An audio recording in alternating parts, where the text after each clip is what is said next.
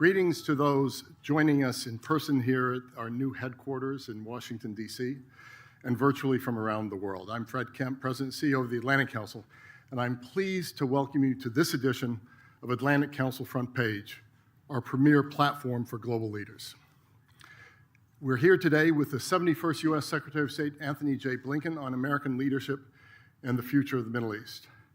This event is being live streamed on Atlantic Council TV, YouTube, Facebook, and X. You can join the conversation on X by following the Atlantic Council and using the hashtag AC Front Page. So Secretary Blinken, we are honored that you have come to the Atlantic Council to deliver what we're told will be your final speech as America's top diplomat, focusing on the Middle East, a region that I don't have to tell anyone in this room has undergone profound changes with far-reaching consequences for the United States and the wider world in the last months. This is in the context of a historic moment globally, one that President Biden again yesterday, in a speech at the State Department, described as an inflection point, characterized by wars in Europe, the Middle East, and in Africa, rising tensions with China, and an accelerating competition for the commanding heights of technological change. Before we go any further, I want to salute you, Secretary Blinken, for your remarkable leadership and contributions through this moment of historic challenge, following your rich contributions over so many years of distinguished public service previously. Returning to the Middle East, the region has been transformed after Hamas terrorist attacks against Israel and hostage-taking of October 7th, 2023, and by everything that has followed that. Israel's subsequent wars in Gaza and Lebanon, direct military exchanges between Israel and Iran, unprecedented in nature, the ceasefire in Lebanon, and the fall of the Assad regime in Syria. At the Atlantic Council, we have sought to highlight the stakes and potential solutions across the Mideast. We've done so for many years through our Rafi Career Center for the Middle East, through our Scowcroft Middle East Security Initiative and its Iran Strategy Project, through our Syria Strategy Project, as well as through our strategic litigation projects work to hold the Iranian regime accountable and to establish a Syria Victims Fund. Significantly, we have also done this through our N7 initiative in partnership with the Jeffrey Taupins Foundation, which seeks to advance the process of regional integration launched by the Abraham Accords among the United States, Israel, Arab partners, and Muslim partners around the world. So thanks to Will Wexler and the Atlantic Council's remarkable Mideast team. History is in motion, Mr. Secretary, and you've been at the center of it, with your work to advance the interests of the United States to secure a more prosperous global future. As you wrote recently in Foreign Affairs regarding U.S. foreign policy more broadly, quote, "The choices the United States makes in the second half of this decisive decade will determine whether this moment of testing remains a time of renewal or returns to a time of regression." One last thing before Secretary Blinken takes the stage. In a moving exchange between you and President Biden yesterday at the State Department, the President said the following about you, quote, "You're not only brilliant, you have incredible character, you have more integrity than almost anybody I know. It's now my privilege to welcome Secretary of State Blinken, a man of integrity and accomplishment, in the final days of one of the world's most challenging jobs, to deliver keynote remarks. After the Secretary's speech, I will join him in conversation on stage. Mr. Secretary, the floor is yours."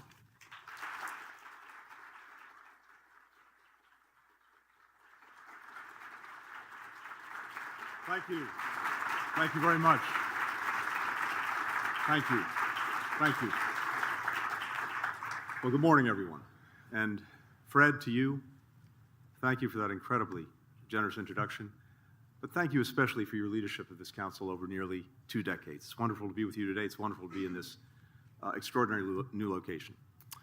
Back in the early 1960s, leading diplomats, public intellectuals, philanthropists, and others came together in Washington to create an organization that was founded on meeting the challenges of an increasingly interdependent world. In attendance, among others, Secretary of State Dean Rusk, who was blunt about what he thought would be most useful for this council. The department is hoping for initiative, research, and if necessary, the boxing of State Department ears. That's exactly what the Council's delivered for more than 6.5 decades, starting with the transatlantic relationship, growing to incorporate expertise on other parts of the world, including the region that I want to talk about today, the Middle East.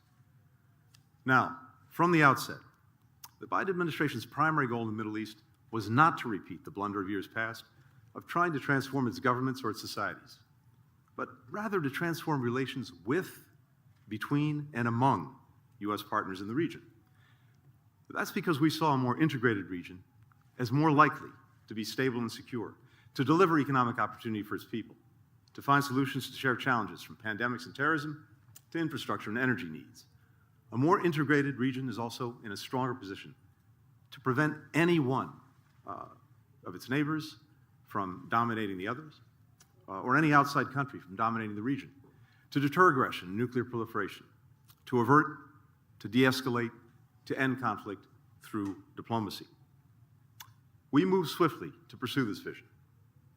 We deepened and broadened the Abraham Accords. We spearheaded new coalitions like I2U2, bringing together India, Israel, the United Arab Emirates, and the United States to tackle shared challenges. We announced a groundbreaking economic corridor connecting India, the Middle East, and Europe. We worked with the UN to mediate a truce in Yemen. We continued to lead and strengthen an 87-nation counter-ISIS coalition. In the wake of the Trump administration's unilateral and misguided exit from the Iran nuclear deal, we made clear there was a path to mutual return to compliance if Tehran was willing to take the steps necessary. At the same time, we strengthened America's robust sanctions regime on Iran and delivered on President Biden's commitment. You will forever be known as Bloody Blinken, Secretary of Genocide. You have the blood of hundreds of thousands of innocent people on your hands. We have spent Thank you. I respect your views. Please allow me to share mine. Thank you. Appeal to your humanity in front of your house. We've written you letters. We've held car rallies. The blood of innocent civilians, of children, is on your hands. We will not forget. We will not forget. We will hold you accountable. We will hold you accountable. Bloody Blinken, Secretary of Genocide. Shame! Shame on you! Shame on you! So to continue. At the same time, we strengthened America's robust sanctions regime on Iran and delivered on President Biden's commitment that Iran would not obtain a nuclear weapon on his watch. Finally, we made significant progress toward a comprehensive agreement that would strengthen our strategic partnership with Saudi Arabia and normalize relations between Saudi Arabia and Israel. On October 10th, 2023, I was scheduled to travel to Israel and Saudi Arabia to help close remaining gaps in the normalization deal, and in particular, to pursue agreement on one of its essential components, a credible pathway to a Palestinian state with ironclad security guarantees for Israel. But on October 7th, Hamas attacked Israel, unleashing the deadliest days for Jews since the Holocaust. Hamas killed more than 1,200 men, women, and children, torturing, maiming, sexually assaulting many of its victims. The overwhelming majority of Hamas's victims were civilians. They included citizens from more than 30 countries, among them 46 Americans. Hamas also took more than 250 people hostage, including some 30 children and 12 Americans. 7 of those Americans remain hostage to this day. Now, the timing of Hamas's attack was no accident.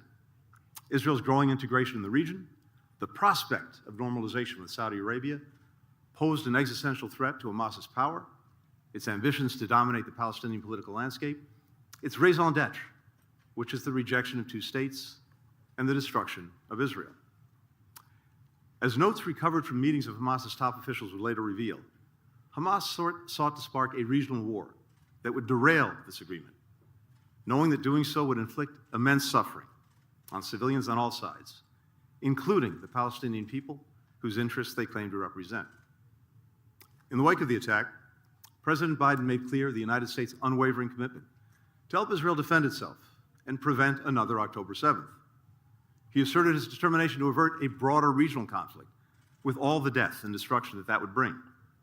He took immediate steps to deter further aggression and prevent the conflict from spreading, deploying 2 of our largest aircraft carrier battle groups, fighter jets, warships, a guided missile submarine, and troops to the region. And he pledged unrelenting efforts to secure the release of the hostages. He became the first U.S. president to travel to Israel in wartime, telling the Israeli people directly, "You are not alone." He reminded Israel that while the country had a right, indeed an obligation, to defend itself, how it did so mattered. It was imperative to protect civilians and provide them with humanitarian assistance. These are the goals that I've worked to advance over a dozen trips to the region since October 7th. Murder brown children? Oh, thousands and thousands and thousands. How do you break American law? How do you do all that and then sit here and tell these people, civilized people, that you are doing what? Kill, your policy for the Middle East? Kill, and kill, just like the Israelis say. You're a brutal war criminal. We sat in front of your house for a year. You have no compassion. You are a monster. All of this has been part of an all-of-administration effort, led by President Biden, including Jake Sullivan, Bill Burns, Lloyd Austin, Brett McGurk, Amos Hochstein, Barbara Leaf, and our diplomats across the region and around the globe. Now, more than 15 months later, Hamas's military and governance capacity has been decimated, and the masterminds behind the attack have been killed. Tehran is on its back foot. Its 2 missile attacks on Israel were thwarted by a coalition of regional partners that we assembled. Israel's response, which we played a central role in shaping, demolished Iran's air defenses, left Tehran's most sensitive military sites exposed and vulnerable, and sent a clear message of deterrence, while at the same time avoiding a dangerous escalatory cycle. Hezbollah, Iran's most powerful proxy, is a shadow of its former self. Its leadership eliminated. Its terrorist infrastructure of tunnels and weapons manufacturing ravaged. In Lebanon, Hezbollah's battered forces have retreated north of the Litani River as part of a U.S.-brokered ceasefire agreement. After Iran spent decades pouring billions of dollars into propping up Assad's murderous machinery, the Assad regime has fallen, and Tehran has retreated from Syria. None of Assad's patrons, not Iran, not Russia, not Hezbollah, were in a position to save him this time. All were bogged down in crises of their own making, which the United States effectively exacerbated. Iran has lost its overland supply route to Hezbollah. Many of the Assad regime's bases, weapons factories, and weapons, including illegal chemical weapons, have been destroyed by Israel. It's not just what we achieved, but also what we prevented. When I traveled across the region the days after October 7th, I heard from partners a palpable sense of alarm that regional war was coming. The combination of American diplomatic and military action and assistance to preserve and strengthen Israel's deterrent helped prevent that from happening in the weeks after October 7th and at multiple charged moments since. America's allies and partners, particularly in the Middle East, have taken note of who they can rely on to stand by their friends and who they cannot. Which powers work to diffuse crises and which powers stand back and do nothing or make problems worse. The balance of power in the Middle East is shifting dramatically and not in the way Hamas and its backers hoped or planned. And yet, the region remains rife with risk, from Syria's fragile political transition to Iran's desperation to restore its deterrence with all that could imply for its nuclear ambitions, to the Houthis' ongoing attacks on Israel and international shipping, to a dearth of opportunity, the repression of dissent and human rights in several countries. What's more, while the strategic gains made over the last 15 months are real, they have come at tremendous and excruciating costs. For the families of the kibbutzim, the concert goers, the children, the soldiers killed on October 7th attack, unfathomable grief persists. For those with loved ones and friends still being held hostage, every day brings more anguish from not knowing if their loved ones are suffering or even alive. The ongoing humanitarian crisis in Gaza has inflicted immeasurable suffering on Palestinian civilians, children, women, men, trapped in a conflict they did not start and are powerless to stop. Tens of thousands of people killed in Gaza. Nearly the entire population has lost a loved one. Nearly the entire population is enduring hunger. Nearly the entire population, some 2 million people, has been displaced, many multiple times. Most have no home to go to, as so many homes in Gaza have been damaged or destroyed. Gaza is one of the most dangerous places in the world to be a child, to be a civilian, to be a journalist. And as always happens in conflicts, the more people suffer, the less they feel empathy for the suffering of those on the other side. Throughout the Arab and Muslim worlds, large majorities believe that October 7th didn't happen, or if it did, that it was a legitimate attack on Israel's military. In Israel, there is almost no reporting on the conditions in Gaza and what people there endure every day. This dehumanization is one of the greatest tragedies of the conflict. The late Cardinal Martini once spoke of our need to be able to experience shared sorrow. It helps us salvage from moments of loss and despair a sense of common humanity. Without it, we lose one of the most crucial foundations for reconciliation and eventually coexistence. For the United States, a country with unique global engagements and responsibilities, the conflict has put our personnel, our facilities, our assets at greater risk, stretched our force posture, stockpiles, and readiness. Terrorist groups are exploiting the crisis in Gaza to try to boost recruitment and foment anti-American sentiment. Autocrats have cynically used the conflict to justify their aggression and atrocities and to advance their efforts to challenge the international rules and principles that safeguard American interests and values. And of course, it's divided our communities, from college campuses to houses of worship to families. Given the costs, especially the human costs, we have a responsibility to ensure that the strategic gains of the last 15 months endure and lay the foundation for a better future. All too often in the Middle East, we've seen how the shoes of one dictator can be filled by another, or give way to conflict and chaos. How a nation can expel one outside power only to see another take its place. How stamping out one terrorist group can spawn even more lethal successors. So our imperative is not to turn back the clock to the way things were before October 7th. It's to forge a new reality for the Middle East in which all people are more secure, all can realize their national aspirations, all can live in peace. Is that hard to achieve? Yes. Peace in the region always has been. For over 450 days, Israel has committed genocide against the Palestinian people. We have sent over $25 billion to Israel in the past year. That's $70 of all of our money.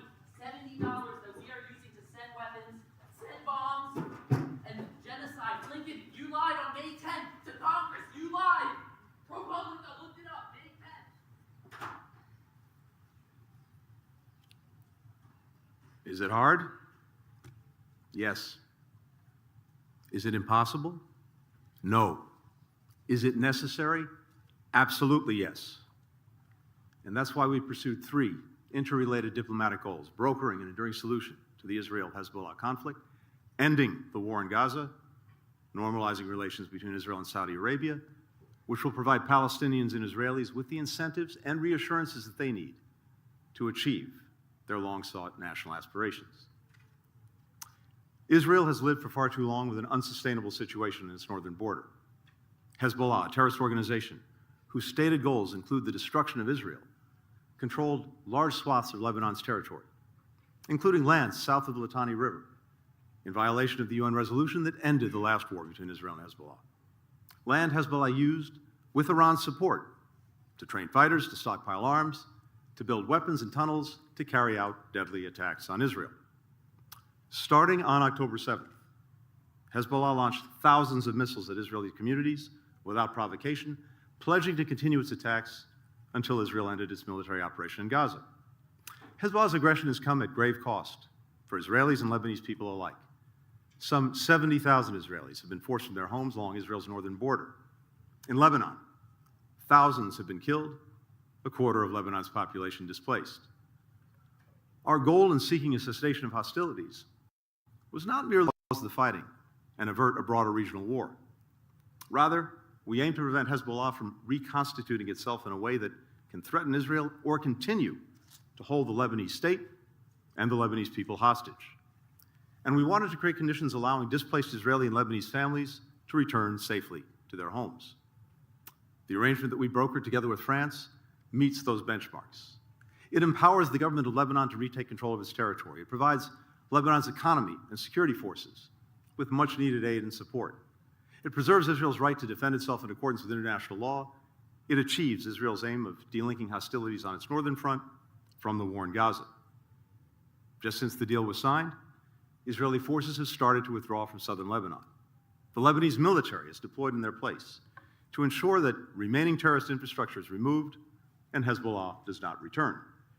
The U.S. and France are working hour by hour to monitor the agreement and to address violations. And now, just 6 weeks after the deal, Lebanon's parliament voted overwhelmingly to elect a new president, the first time the country has had a national leader in more than 2 years. Just yesterday, it elected a new prime minister. Both are important steps to becoming a secure, sovereign, and successful nation, and to meeting the needs of the Lebanese people. Second, we sought to end the war in Gaza in a way that will lay the foundation for enduring peace, as well as to advance the legitimate aspirations of Israelis for lasting security and Palestinians for an independent, viable state of their own. 1 month into the conflict, at a meeting of G7 foreign ministers in Tokyo, I outlined principles that the United States saw as essential to achieving these goals. The principles included a Gaza never again ruled by Hamas or used as a platform for terrorism or other violent attacks. New Palestinian-led governance, with Gaza united with the West Bank under the Palestinian Authority. No Israeli military occupation of Gaza or reduction of Gaza's territory. No attempt after the conflict to besiege or block it. And no forcible displacement of Gaza's population. These principles also called for establishing a sustained mechanism for Gaza's recovery and reconstruction, and for creating a pathway toward Israelis and Palestinians living side by side in states of their own, with equal measures of security, freedom, opportunity, and dignity. Now, we and our partners recognize that we wouldn't be able to achieve these goals overnight. The first step, we have long believed, is to achieve an initial ceasefire, 6 weeks, during which Israel and Hamas stop firing, Israeli forces pull back, hostages start to come home, Palestinian prisoners are released, humanitarian assistance surges into Gaza. It will also create space for finalizing a day-after plan to allow the full withdrawal of Israeli forces, to make the ceasefire permanent, and to bring the remaining hostages home. Once we assessed that Israel had achieved its main objective in Gaza of ensuring that Hamas was incapable of carrying out another October 7th, President Biden publicly set out his detailed ceasefire plan. We went around the world building support for the proposal. The UN Security Council swiftly adopted a resolution supporting it, with 14 members voting for it, not a single member voting against it. The Arab League, countries in the region and beyond, all affirmed their support. Hamas, the lone holdout, but now thoroughly isolated, finally accepted President Biden's framework. In the time since, we've worked relentlessly with Qatar and Egypt to negotiate the details of the agreement and its implementation. Now, at different moments, different parties have made it hard to finalize an agreement, or events have delayed or derailed its completion. For the past several months, Hamas has played the spoiler. But over the past several weeks, our intensive efforts have brought us to the brink of full and final agreement. On Sunday, the United States, Qatar, and Egypt put forward a final proposal. The ball is now in Hamas's court. If Hamas accepts, the deal is ready to be concluded and implemented. I believe we will get a ceasefire. And whether we get there in the remaining days of our administration or after January 20th, I believe the deal will follow closely the terms of the agreement that President Biden put forward last May and our administration rallied the world behind. Now, from the outset, we also recognized that we couldn't afford to wait until a ceasefire to plan for what would follow it. For many months, we've been working intensively with our partners to develop a detailed post-conflict plan that would allow Israel to fully withdraw from Gaza, prevent Hamas from filling back in, and provide for Gaza's governance, security, and reconstruction, drawing on the principles that I originally set out in Tokyo. We will hand off that plan to the Trump administration to carry forward. But let me share a few of its core elements this morning. We believe that the Palestinian Authority should invite international partners to help establish and run an interim administration with responsibility for key civil sectors in Gaza like banking, water, energy, health, civil coordination with Israel. The international community would provide funding, technical support, and oversight. The interim administration would include Palestinians from Gaza and representatives from the PA, selected following meaningful consultation with communities in Gaza, and would hand over complete responsibility to a fully reformed PA administration as soon as it's feasible. The administrators would operate in close cooperation with a senior UN official who should oversee the international stabilization and recovery effort. An interim security mission would be made up of members of partner nation security forces and vetted Palestinian personnel. Its responsibilities would include creating a secure environment for humanitarian and reconstruction efforts and ensuring border security, which is crucial to preventing smuggling that could allow Hamas to rebuild its military capacity. We would stand up a new initiative to train, to equip, to vet a PA-led security force for Gaza to focus on law and order and gradually take over for the interim security mission. These arrangements would be enshrined in a UN Security Council resolution. Some of our partners have already expressed their willingness to contribute troops and police for such a mission. But if, and only if, it is agreed that Gaza and the West Bank are reunified under a reformed PA as part of a pathway to an independent Palestinian state. And therein lies the rub. Reaching agreement will require all parties to summon the political will, to make hard decisions, to make hard compromises. Key regional and international actors will need to fully commit to supporting Palestinian-led governance and preventing Hamas's return. The PA will need to carry out swift, far-reaching reform to build more transparent, accountable governance, continuing a process that it began last year. Israel will have to accept reuniting Gaza and the West Bank under the leadership of a reformed PA. And all must embrace a time-bound, conditions-based path toward forming an independent Palestinian state. These principles are mutually reinforcing. Time-bound because no one will believe or accept an endless process. Palestinians need and deserve a clear and near horizon for political self-determination. Conditions-based because while Palestinians have a right to self-determination, with that right comes responsibility. No one should expect Israel to accept a Palestinian state that's led by Hamas or other extremists, that's militarized or has independent armed militia, that aligns with Iran or others who reject Israel's right to exist, that educates and preaches rejectionism, or that, unreformed, becomes a failed state. Israelis must decide what relationship they want with the Palestinians. That cannot be the illusion that Palestinians will accept being a non-people without national rights. 7 million Israeli Jews and some 5 million Palestinians are rooted in the same land. Neither is going anywhere. Israelis must abandon the myth that they can carry out de facto annexation without cost and consequence to Israel's democracy, to its standing, to its security. Accepting a time-bound, conditions-based approach for Palestinian statehood will provide the political horizon that regional and international actors need to contribute the security forces and financial support necessary to help new Palestinian leaders govern, secure, and rebuild Gaza. Some in Israel argue that accepting a political horizon for the Palestinians would reward Hamas for October 7th. In fact, Hamas has tried to kill the idea of two states for decades. It hoped to destroy the Oslo Accords with relentless suicide bombs. It sought to strangle the Arab Peace Initiative by launching the horrific Passover attacks. Far from rewarding Hamas, accepting a political horizon would be the ultimate rebuke to its nihilistic agenda of death and destruction. We sincerely hope the parties will be prepared to make tough choices going forward. And yet, the unimpeachable reality is that up to this point, they've either failed to make these difficult decisions or acted in ways that put a deal and long-term peace further from reach. Israel's government has systematically undermined the capacity and legitimacy of the only viable alternative to Hamas, the Palestinian Authority. Consider funding. Israel continues to hold back PA tax revenues that it collects on behalf of the Palestinians, funds that belong to the Palestinians and that the PA needs to pay people who provide essential services like healthcare and security in the West Bank, which is vital to Israel's own security. Just this week, U.S. engagement led Israel to agree to unlock hundreds of millions of dollars in PA tax revenues. A welcome step.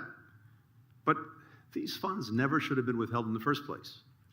And Israel continues to hold more than $500 million in tax revenues that the PA urgently needs and the Palestinians are entitled to. In the West Bank, Israel is expanding official settlements and nationalizing land at a faster clip than any time in the last decade, while turning a blind eye to unprecedented growth in illegal outposts. Violent attacks by extremist settlers against Palestinian civilians have reached record levels. We've long made the point to the Israeli government that Hamas cannot be defeated by a military campaign alone, that without a clear alternative, a post-conflict plan, and a credible political horizon for the Palestinians, Hamas, or something just as abhorrent and dangerous, will grow back. That's exactly what's happened in northern Gaza since October 7th. Each time Israel completes its military operations and pulls back, Hamas militants regroup and reemerge because there's nothing else to fill the void. Indeed, we assess that Hamas has recruited almost as many new militants as it has lost. That is a recipe for an enduring insurgency and perpetual war. The longer the war goes on, the worse the humanitarian situation gets in Gaza. Israel faces uniquely challenging circumstances in Gaza. A civilian population trapped there, with Hamas hiding in and under homes, hospitals, schools, and mosques. Indeed, Hamas has cynically weaponized the suffering of Palestinians.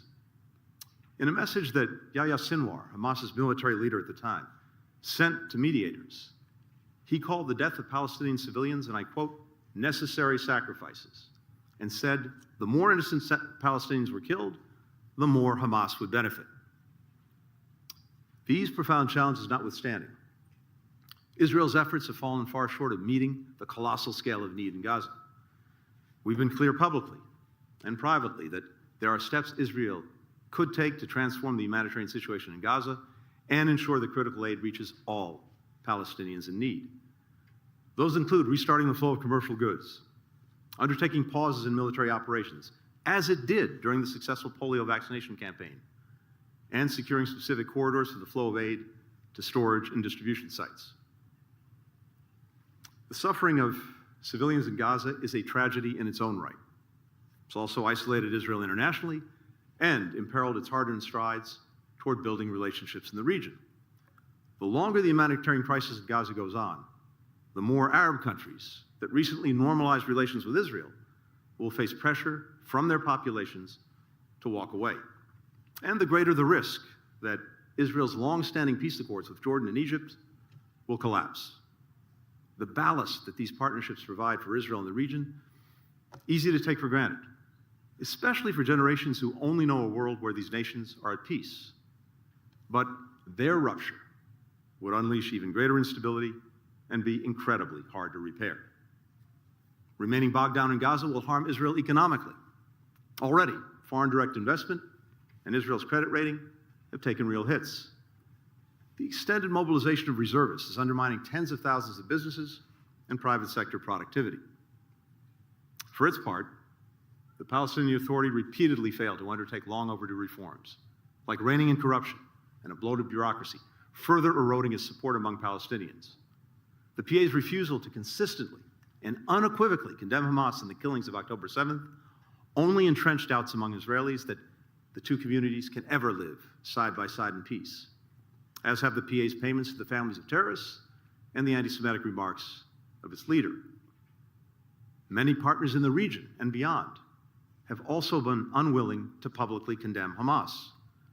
Amidst the chorus of condemnation of Israel, the silence about Hamas has been deafening. Where was the sustained and united demand for Hamas to release hostages, to put down its arms? Where was the urgent effort to crack down on the financing, the arms, the materials that Hamas employs to deadly effect? Where was the opprobrium for Hamas's heinous practice of hiding among civilians? Had countries around the world applied this collective pressure, Hamas's leaders might have been forced to make different decisions many months ago, and massive suffering might have been averted. Hamas especially has often chosen to sit back and wait, believing that the more time passed, the more Palestinians in Gaza suffered, the greater the chances that Iran, Hezbollah, and others would feel forced to attack Israel, sparking a wider war, the more international pressure would mount on Israel to unconditionally end its military operation, the greater the likelihood a rift would open between Israel and the United States. For its part, Israel has pursued its military campaign past the point of destroying Hamas's military capacity and killing the leaders responsible for October 7th, convinced that unrelenting military pressure was required to get Hamas to accept a ceasefire and hostage deal on Israel's terms. And Israel has held firm to the belief that any deviation from its intensive military effort would be interpreted by Hamas as a sign of weakness or declining will. Some have questioned whether a different policy and approach would have changed this dynamic, whether we put too much pressure on Israel, on Hamas, on Iran, or not enough. We have debated these questions vigorously within the administration, within the State Department, where we benefited from a range of different views. Some believe, by privately and publicly seeking to restrain and reshape Israel's military operations, we held it back from inflicting even greater damage on Iran, on Hamas, on Hezbollah, on other adversaries. Others believe we enabled the Israeli government to pursue a military campaign that was disproportionate, self-defeating, and counter to U.S. interests. It is crucial to ask questions like these, which will be studied for years to come. I wish I could stand here today and tell you with certainty that we got every decision right. I cannot. I wish I could tell you that leaders in the region always put their people's interests ahead of their own interests. They did not. But what I can tell you is this. First, we continue to believe the best way to create a more stable, secure, and prosperous Middle East and deal a lasting blow to Iran, Hamas, Hezbollah, and the entire so-called axis of resistance is through forging a more integrated region. And the key to achieving that integration, now more than ever, is ending this conflict in a way that realizes the long-standing aspirations of both Israelis and Palestinians to live with peace and security in states of their own. Second, as much influence as the United States wields in the Middle East, we can't dictate outcomes. In the end, whether the region takes the path toward greater integration will ultimately come down not to us, but to the decisions of its leaders and the decisions of its people. We stand here today with a window of opportunity still open. While seizing it cannot bring back the innocent Israeli and Palestinian lives lost, it will prevent more lives from being taken. It will break the cycle of violence and bloodshed. We must not squander this chance. Israel's most deep-rooted desire from its founding has been to be accepted and treated as a normal state in the region and the world, with all the rights and responsibilities that implies. At the same time, in Israeli hearts and minds lies the conviction that past efforts at peace have been met with rejection, violent resistance, greater insecurity, with Camp David leading to the Second Intifada, the unilateral withdrawals from Lebanon and Gaza, leading to Hezbollah and to Hamas. In the wake of October 7th, convincing Israelis otherwise will be a necessary and major undertaking. The prospect of normalization between Israel and Saudi Arabia represents the best opportunity to achieve the long-sought goal of Israel's greater integration in the region. And it's also the best incentive to get the parties to make tough decisions necessary to fully realize the aspirations of both Israelis and Palestinians and cut the Gordian knot that has held back progress up to this point. Much of the heavy lifting for normalization is complete, including negotiations on complex U.S.-Saudi elements of an agreement. These elements include a strategic alliance agreement that establishes Saudi Arabia as a treaty ally of the United States, a defense cooperation agreement that enhances military coordination and builds integrated capabilities, an energy agreement that includes civil nuclear cooperation, and an economic agreement to bolster bilateral trade and investment. For both sides, October 7th has raised the stakes of the normalization deal. For Saudi Arabia, advancing efforts to realize Palestinian self-determination was always a key component. But now, the need to end the war in Gaza and for a credible road to Palestinian statehood is all the more urgent for Riyadh. For Israel, October 7th and its aftermath have underscored that a more integrated region and security architecture can best address threats to its security and isolate its enemies. That is exactly what we saw in April, and again in October, when, with U.S. leadership, partners in the region and beyond came together in an unprecedented way to help defend Israel against Iran's unprecedented direct missile attacks. It also speaks to what the world could do to put Iran's nuclear program back in a box and ensure that Tehran never has a nuclear weapon. In 2021, a team of documentary filmmakers traveled around Gaza asking children a simple question: what is your dream? Many of the kids they interviewed looked to be 5 or 6 years old, about the same age as my own kids. A little girl dreamed of becoming a doctor. Why? The interviewer asked. To treat people in war, she said.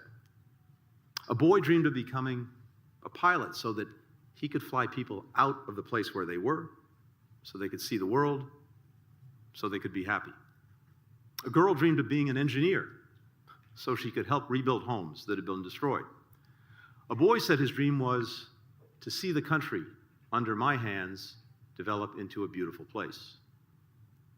I know Israeli girls and boys have very similar dreams. They dream of no longer saying goodbye to older siblings and parents going off to war, of not spending nights in bomb shelters or getting onto a school bus that's attacked by terrorists. They dream of returning to homes that they fled, of making destroyed communities beautiful again. Another path is possible. We've seen it, a path toward greater integration, greater opportunity, toward peace, with lasting security. I believe that because of the foundations we put in place, both before and after October 7th, that path is still open. And I believe that if leaders make the difficult decisions to walk that path, they'll not only have America by their side, but a power that no adversary can match. Generations of young people determined to reject the idea that conflict is inevitable and that enmity is inherited, and brave enough to embrace peaceful coexistence. I thank you very much for listening.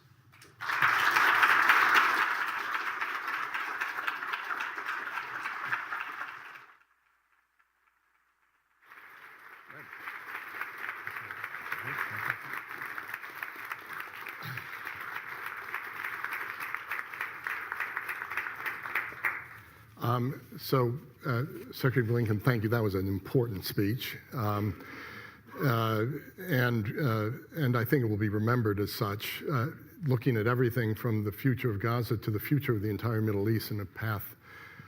So we don't have much time, but I want to ask you a couple of questions that deals with what's in that speech. First of all, on the issue of Gaza, there were reports this morning that Hamas had accepted the ceasefire. I wonder if you can comment on that.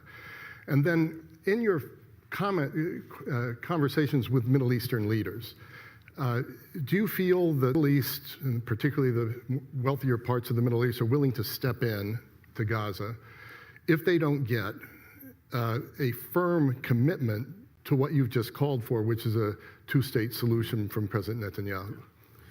So on the agreement, Fred, as I said, it's right on the brink. It's closer than it's ever been before, but right now, as we sit here, we await final word from Hamas on its acceptance. And until we get that word, we'll remain on the brink. That could come anytime. It could come in the hours ahead. It could come in the days ahead. That's what we're looking for. But what we've done over the last weeks, and especially over the last days, has put it right there. And the deal is there. It's ready to be fully and finally accepted. It's ready to be implemented. But right now, we've got to wait to get a final word from Hamas. In terms of what other countries would do, look, we've been talking with partners around the region and beyond for many months, as I said, to make sure that we were prepared for when we finally got a ceasefire. And what's clear is that while, of course, there's an ongoing determination to do whatever countries can for the humanitarian needs of Palestinians who are caught in this horrific crossfire of Hamas is making, in terms of actually investing in the future of Gaza, in its reconstruction, in security, countries will be very reluctant, absent some kind of clear political horizon. Because in their view, and it's a view that I share, absent that, they're simply going to be investing in something that only is going to end up right back where it is now at some point in the future. So I think there's a very strong and widely held belief in the region and beyond that dealing with the threat posed by Hamas militarily may be necessary, but it's insufficient. And absent a political dimension, what we're looking at ultimately is an enduring insurgency that will bleed and drain Israel and a perpetual war. So that is something that is essential to partners throughout the region. What you talked about a little bit less in the speech was Iran and the pathway to the future that you're painting. A lot depends on which way does Iran go. There have been all sorts of reports about discussions within the Biden administration about potentially even striking nuclear sites in Iran under certain conditions. Can you talk a little bit about what you think the situation is with Iran? How does one look at the nuclear sites? What advice are you going to give those that succeed you in the Trump administration? Look, President Biden's been very clear. He was determined that Iran would not acquire a nuclear weapon on his watch, and it won't. Now, we had a big part of Iran's nuclear program in a box with the Iran nuclear deal. The deal was focused on Iran's fissile material capacity.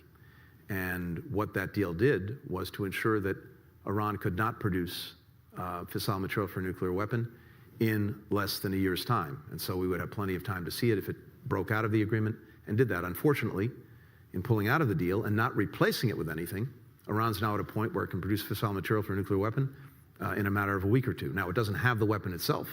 That's another part of the equation. But it's obviously in a much more dangerous place than it was when we had it boxed in with the nuclear agreement. So I think as Iran is looking at this, and as the incoming administration is looking at this, we'll have to see if there's actually an opportunity on the nuclear side to get another deal. President Trump at the time talked about getting a better, stronger deal from his perspective. Okay, let's see. Maybe there's an opportunity to do just that. If not, I know that there's a shared determination across administrations to ensure that Iran never gets a nuclear weapon one way or another. I happen to believe that doing this pursuant to a clear, strong, verifiable agreement is the best way to have something that lasts. But one way or another, there's a determination in the United States across political parties that Iran not get a weapon. So a final question, and then I think we need to let you get back to the important work of bringing all this to a close if we can. The Atlantic Council is a place for dialogue. And what some of us heard today was unfortunate. We're not a bunch of screamers and shouters. We're people who try to argue out what's the right goal. But it doesn't surprise you or me that this region stirs up emotions. This path to the future, and let's not forget where Europe was up until 1945, before the European Union, before NATO, before all of that. You talked, I think, about Soviet normalization almost in that spirit. And some people have talked about a path of integration that could create economic integration in the Middle East, like the European Union, military integration, not a NATO necessarily, but countries coming closer together. Are we closer to that now? Saudi normalization with Israel, the Abraham Accords leading to something a little bit more far-reaching of the sort that you talked about at the end of your speech? Are we further away from everything that's happened in the last couple of years?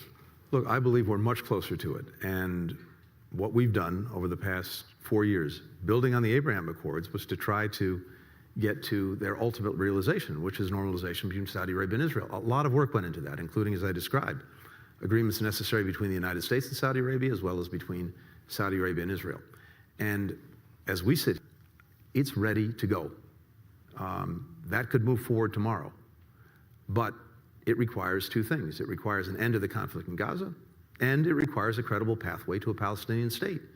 So Israelis will have to decide if actually realizing a foundational dream, being integrated into the region, being treated like a normal country, and benefiting from being part of a security architecture that we saw in action when Iran attacked Israel, not once but twice, whether that is worth also the decisions necessary to finally resolve their relationship with the Palestinians, as well as ending the conflict in Gaza. That's a decision that only they can make.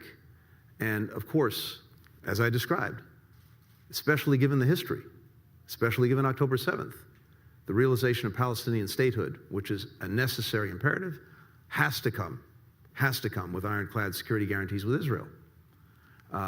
But that's the choice. That's the choice. And I believe it's there. Now, in this moment, because societies are so traumatized, Israelis and Palestinians, it's incredibly hard to have that conversation. I recognize that, and I spoke to it today, not under the illusion that anyone would hear this and embrace it tomorrow, but at least to set that foundation, because that conversation has to happen. It will happen, and whether that's next week, next year, in a few years, we'll see. But it has to happen. And I believe that the work that we've done and that we'll hand off to the next administration has set a foundation, not only for the conversation, but to actually carry it forward. One of the things I believe strongly, Fred, from my own experience over the last 30 years and looking at the sweep of history, is that there's no such thing as a hereditary enemy, that we are not fated to conflict or animosity. And even what seem to be the most virulent and violent hatreds can go away, can change. These last 4 years, probably two of our closest partners, have been Germany and Japan. Not very long ago, it was a very different world. We take that for granted. We shouldn't. We need to be reminded of that, motivated by that, because it tells us that none of this is fated or predetermined. We have the capacity to change. We have the capacity to build peace, to find lasting security. But it takes will. It takes hard choices, hard decisions, risk. And ultimately, we can try to lay out the path, but others have to walk it. We'll do everything we can to support them if they do that.